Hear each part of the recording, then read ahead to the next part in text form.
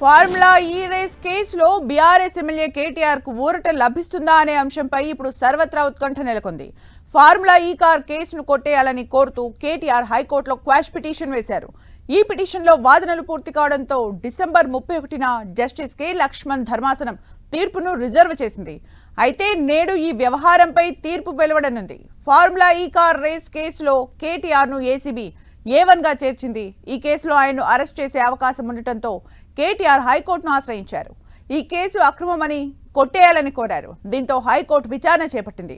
Formula ఈ car race వ్యవహారంలో విదేశీ కంపెనీకి నిబంధనలకు విరుద్ధంగా 46 కోట్లు విదేశీ మార్కంలో చెల్లించారని ఏసీబీ వాదించింది. కేటీఆర్ ఆదేశాల మేరకే ఇదంతా జరిగిందని ఏసీబీ ఆరోపించింది.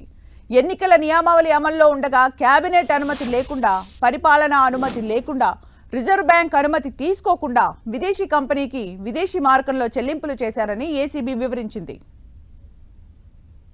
ఇక మరిన్ని అప్డేట్స్ మా ప్రతినిధి సునీల్ అందిస్తారు. సునీల్,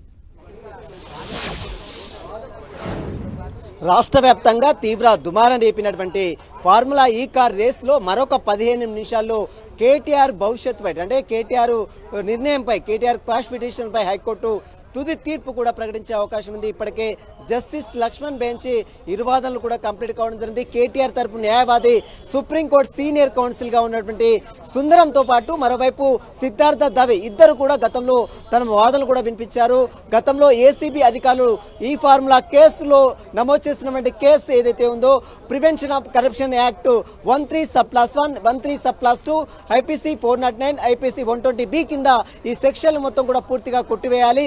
కేటీఆర్ కు ప్రివెన్షన్ ఆఫ్ కరప్షన్ యాక్ట్ వర్తించదనే వాదనలు గతంలో కేటీఆర్ తరపు న్యాయవాదులు సుదీర్ఘంగా కోర్టులో తమ వాదనలు కూడా వినిపించారు. కానీ ప్రభుత్వం అడ్వకేట్ జనరల్ సుదర్శన్ రెడ్డి మాత్రము అతను మొత్తం ఈ కేసులో ప్రధాన సూత్రధారిగా కేటీఆర్ ఉన్నారు. కేటీఆర్ చెప్తేనే డబ్బులు మొత్తం కూడా విదేశీ కంపెనీలకు బదిలీ కావడం జరిగింది. ఇదంతా కూడా నిబంధనలకు విరుద్ధంగా డబ్బులు బదిలీ చేశారనేది ప్రభుత్వం వాదన. మరి వాదనలు అయితే కంప్లీట్ కావడం జరిగింది.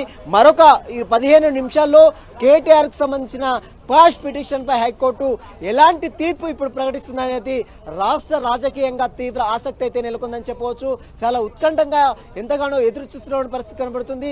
ఎందుకంటే విదేశీ కంపెనీలకి నిబంధనలకు విరుద్ధంగా ఎఫ్యూఓ కంపెనీకి మొత్తం 55 కోట్ల మేరకు నిధులను అక్రమంగా బదిలీ చేశారనేది కేటీఆర్ పై వస్తున్నటువంటి ప్రధాన అభియోగం. ఈ కేసులో కేటీఆర్ ని A1 గా పెట్టారు.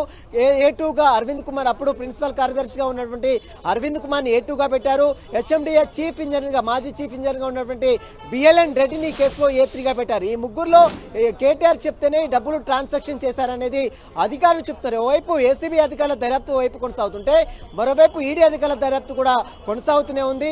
ఇక ఈ రోజు హైకోర్టు తుది నిర్ణయం ఏ విధంగా ప్రకటిస్తుంది, ఒకవేళ నిర్ణయం ప్రకటించిన తర్వాత కేటీఆర్ ని అదుపులో తీసుకుంటారనే కూడా వార్తలు కూడా పెద్ద ఎత్తున ప్రచారం జరుగుతుంది. కాబట్టి తనకు అనుకూలంగా వస్తుందా, వ్యతిరేకంగా వస్తుందా అని మాత్రం మరి కాసేపు నుండి ఒక 15 నిమిషాల్లో ఒక పూర్తి క్లారిటీ కూడా వచ్చే అవకాశం ఉంది. Sumitra, thank you Sunil for the updates.